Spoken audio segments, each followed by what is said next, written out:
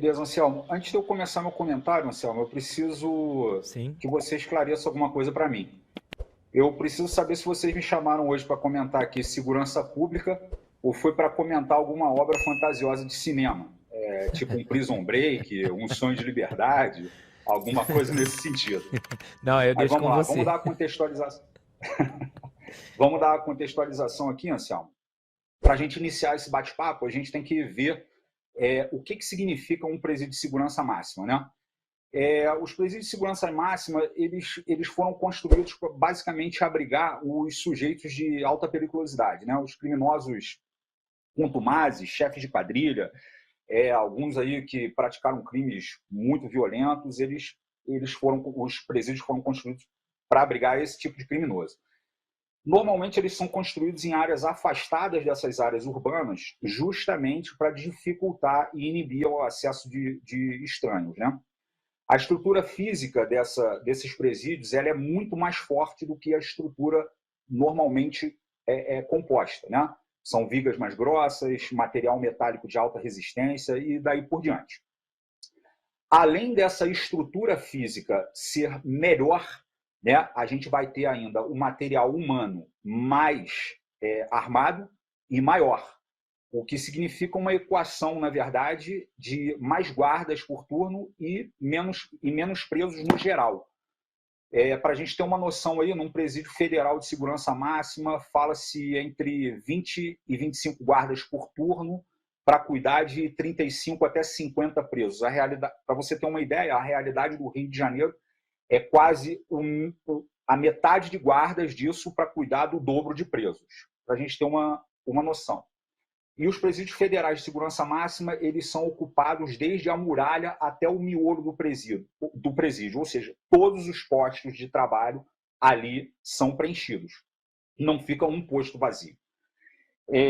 Além disso tudo, os cômodos desses presídios eles são monitorados normalmente 24 horas por dia, com umas câmeras que gravam não só áudio, mas também vídeo. Aliás, que não só vídeo, mas também áudio. E o policial penal que trabalha tanto no miolo quanto na muralha, quando ele vai fazer qualquer tipo de movimentação dentro do presídio, ele tem que se identificar para essas câmeras. A título de exemplo, a gente pode falar de um policial penal que queira se deslocar da ala A para a ala B.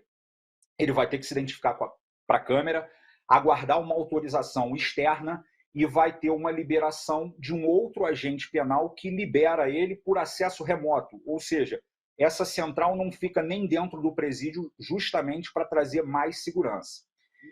E ainda sobre isso, quando a gente fala em deslocamento de preso, a questão ainda fica mais complicada, porque existe um contingente mínimo para fazer esse tipo de manobra. Ou seja, quando eu vou transportar o preso do lugar X para o lugar Y, eu tenho que transportar ele algemado e eu tenho que ter, no mínimo, 2 policiais. Ou seja, sempre vai se trabalhar com 2 policiais, 2 a 3 policiais para esse deslocamento. Agora, especificamente quanto ao presídio de Mossoró, as celas são individuais, tem em média 6 metros quadrados, não tem possibilidade de comunicação entre elas, não existe tomada, não existe equipamento eletrônico. E para você ter uma noção do quão rígido é esse regime, até o banho dos presos é regulado por horário, tanto o banho de sol quanto o banho mesmo, de água, né? O presídio de Mossoró ele é monitorado desde a estrada de acesso, como eu falei lá em cima, até o interior das suas galerias. E só adentra o presídio quem já está previamente cadastrado e se submeteu à entrevista com os policiais penais. E também fez a passagem por um raio-x, sendo que a revista pessoal é extremamente rigorosa. Ou seja, tanto os visitantes quanto os advogados só se comunicam com os criminosos através dos vidros blindados, que são divididos em parlatórios. Não existe o contato físico entre preso e preso ou preso com um agente externo.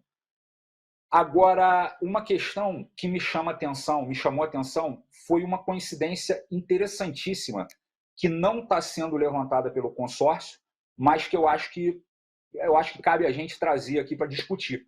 É o seguinte: em março de 2023, aquela dama do tráfico, né, que é esposa de um dos chefes do Comando Vermelho do Amazonas, foi até Brasília para ter reuniões oficiais com em alguns ministérios lá.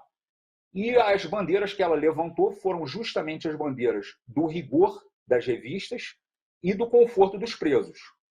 E depois de um mês dessa reunião, pesquisado aqui no DO, eu trouxe até o DO aqui para não me equivocar, em abril de 2023, o jornalista Ricardo Capelli, que até então ocupava o cargo de secretário executivo do Ministério da Justiça, já conhecido nosso, porque foi o interventor de 8 de janeiro, tirou o diretor que estava designado e nomeou esse diretor de Mossoró, que ficou responsável pelo presídio até a data da fuga.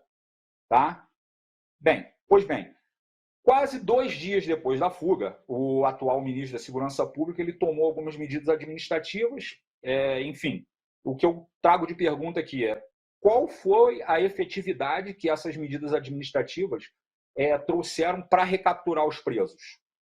Não existe nenhum grupo de intervenção com emprego imediato para perseguir esses presos logo após a fuga? E uma coisa por que as manobras elas só se iniciaram quase 2 dias depois? E aí, Anselmo, eu tinha um ponto levantado aqui, que era o seguinte: onde que está a filmagem? Onde que estão essas filmagens da fuga? E aí, um pouco antes da gente entrar no programa, eu pude verificar que já soltaram uma nota dizendo o quê? Que as imagens do presídio foram apagadas, ou seja, que as câmeras estavam com defeito, ninguém filmou nada. Agora, Anselmo, para finalizar a minha participação, eu preciso, é imperioso que eu coloque um adereço aqui, eu já volto, só um segundo. Certo. Se depois de tudo isso que eu te expliquei, Anselmo, você ainda me afirmar que esses 2 presos, que não tinham comunicação entre si, furaram os tetos das suas próprias celas, cujas estruturas são absurdamente fortes, com suas próprias mãos, caíram num canteiro de obra, no meio de um pátio. Lá nesse canteiro, encontraram um alicate de corte, que é um negócio enorme, chamado de mantegão. Cortaram vários alambrados. Não soou nenhum alarme, ninguém percebeu. Fugiram para o mato e foram felizes para sempre. Você está querendo me tirar de palhaço, Anselmo. De segunda a sexta, às 20 horas, horário de Brasília.